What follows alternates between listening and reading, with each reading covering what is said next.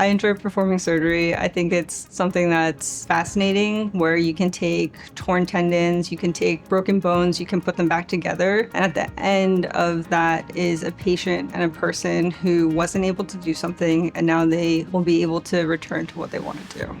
I'm Dr. Stephanie Kwan. I'm a hand and wrist surgeon at Rothman Orthopaedics, and I chose to become a surgeon to provide excellent quality care to patients and restore function.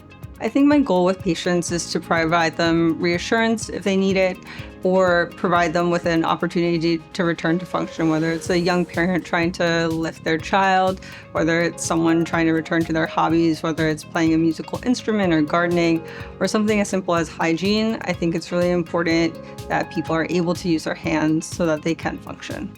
I've had excellent training from my mentors through Rothman Orthopaedics, and then my subspecialty training as a fellowship trained surgeon at trauma.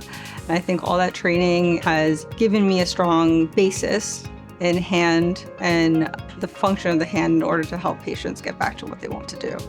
To book an appointment with me, Dr. Stephanie Kwan, please visit rothmanortho.com.